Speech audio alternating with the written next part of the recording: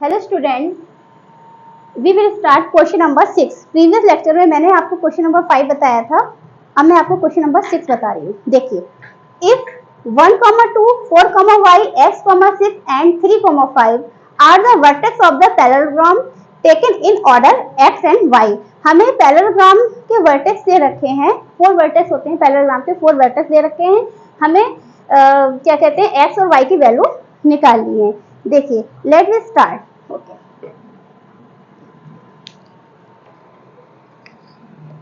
ध्यान से देखिए, ये ए बी है,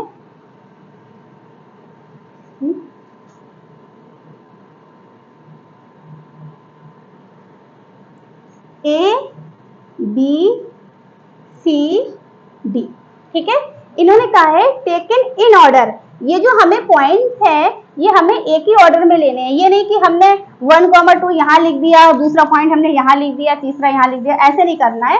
इन्होंने लिख दिया है टेकन इन ऑर्डर, हमें एक ही ऑर्डर में लिखनी है। चाहे हम क्लॉकवाइज चलाएं चाहे हम एंटी क्लॉकवाइज चलाएं, हमें एक ही ऑर्डर में लेनी है। हमने यहाँ से स्टार्ट किया है ए बी सी डी, ठीक है।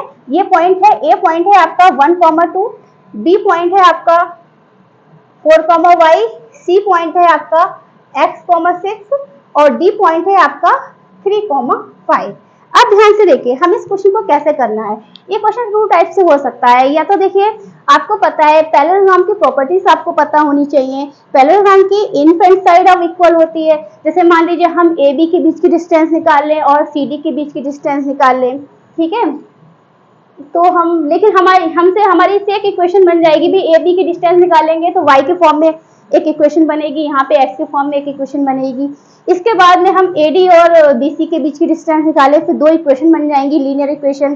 फिर उन दोनों इक्वेशन को हम सॉल्व करेंगे और x y की वैल्यू आ जाएगी। एक तो प्रॉपर्टी हमारी एक ये है। दूसरी प्रॉपर्टी हमारी पैरेललोग्राम की ये है कि पैरेललोग्राम के जो डायगोनल है वो एक दूसरे को बाइसेक्ट करते हैं। पैरेललोग्राम के जो डायगोनल होते हैं वो हमारे एक दूसरे को बाइसेक्ट करते हैं, तो हम यही वाला प्रॉपर्टी लगाते हैं। लेट देखिए, डायगोनल ऑफ द, ये जो डायगोनल है इसके,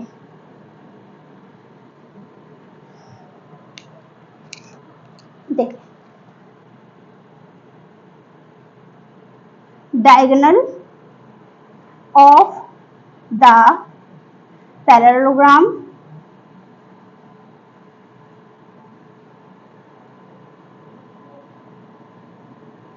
bisect each other, ठीक है। अगर हम वो डिस्टेंस फॉर्मूला यूज करते, ए बी का निकालते, फिर सी डी का 4 बार तो हमें डिस्टेंस फॉर्मूला यूज करना पड़ता, फिर हमारी दो लीनियर इक्वेशन आती, उसको हम सॉल्व करते तो क्वेश्चन हमारा काफी लेंथी हो जाता। इसलिए हम जो पैरेललोग्राम की दूसरी प्रॉपर्टी है क्या है, diagonal of the parallelogram bisect each other. जो पैरेललोग्राम के डायगोनल हैं वो एक दूसरे को कट करते हैं, यानी कि, तो हम इसमें लिख देंगे mid point of AC, mid point of AC equal होगा मिड पॉइंट ऑफ BD, ठीक है। AC और BD का जो मिड पॉइंट होगा, इस पॉइंट को हमने O ले लिया है, ये इस तरीके से ये हमारा इक्वल होगा। अब AC का मिड पॉइंट यानी कि A और C के हमें पॉइंट लिखने पड़ेंगे। A का पॉइंट क्या है हमारा, देखिए A है हमारा 1, 2 और C है हमारा x, 6 और B है हमारा 4, y और D है हमारा 3, 5। देखिए मिड पॉइंट फॉर्मूला क्या होता है हमारा, x1 plus x2 upon 2 plus x2 upon 2 is equal to y1 plus y2 upon 2, ठीक है। ये हमारा x1 है, y1 है, ये x2 है, ये y2 है, ये इधर x1 है, ये y1 है, ये x2 है, ये y2 है। देखिए 1 प्लस x अपॉन 2, भाई AC के मिड पॉइंट हमें निकालने हैं ना, अपॉन 2, ठीक है। एक सेकेंड, दोनों तरफ हमें फॉर्मूला लिखना पड़ेगा ना, कॉमा लगा के, तभी तो हम कोऑर्डिनेट फाइंड कर पाएंगे। y1 प्लस y2 अपॉन 2, इस तरीके से हमें कोऑर्डिनेट फाइंड होंगे, ठीक है। अब यहाँ पे भी हम लिखेंगे x1 plus x2 upon 2 comma y1 plus y2 upon 2। ठीक है, ध्यान से देखिए।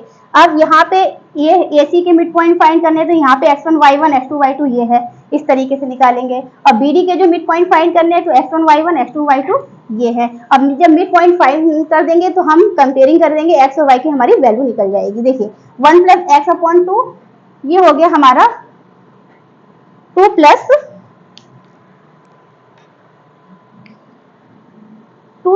6 अपॉन 2। ठीक है, और ये हमारा हो गया x1 4 प्लस 3 अपॉन 2 और ये हो गया हमारा y प्लस 5/2। ध्यान से देखिए, यानी कि 1 प्लस एक्स अपॉन 2 ये 6 और 2 8 और 8 का हाफ 4 हो जाएगा यहाँ पे। ठीक है, और ये हो जाएगा हमारा 7/2, ये हो जाएगा y प्लस 5/2। अब देखिए ये x एक्सिस से कोऑर्डिनेट है, ये भी x के हैं, ये y के हैं, ये y के हैं। अब हम कंपेयरिंग कर देंगे। जब कंपेयरिंग करेंगे तो 1 plus x upon 2 is equal to कितना हो जाएगा 7/2 और क्रॉस मल्टीप्लाई करेंगे 2 1 प्लस एक्स और 2 मल्टीप्लाई बाई 7, 2 से 2 कैंसिल हो गया, 1 plus x equal to 7, x equal to हो जाएगा 7 माइनस 1, तो एक्स की वैल्यू कितनी हो जाएगी 6। ठीक है, अब कंपेयरिंग हम करेंगे y की, y एक्सिस के जो कोऑर्डिनेट है उसकी करेंगे कंपेयरिंग। तो 4 इक्वल किसके होगा y प्लस 5/2 के, तो क्रॉस मल्टीप्लाई कर देंगे, यहाँ पे हो जाएगा 8 y प्लस 5। ठीक है, तो y इक्वल टू कितना हो जाएगा 8 माइनस 5, तो y इक्वल टू कितना हो जाएगा 3। तो जो हमारा x की वैल्यू आ गई 6 और y की वैल्यू 3। हमें इसमें कोऑर्डिनेट तो फाइंड करने नहीं थे, बस x और y की अलग अलग वैल्यू फाइंड करनी थी। इस तरीके से आपका ये क्वेश्चन हो गया, शॉर्ट मेथड से हो गया। लॉन्ग प्रॉपर्टी से भी हम ये क्वेश्चन सॉल्व कर सकते थे, लेकिन जब शॉर्ट से हो रहा है तो हम इसको इजीली आराम से कर सकते हैं। ओके, नेक्स्ट लेक्चर में आपको क्वेश्चन नंबर 7 बताऊंगी। Okay, thanks.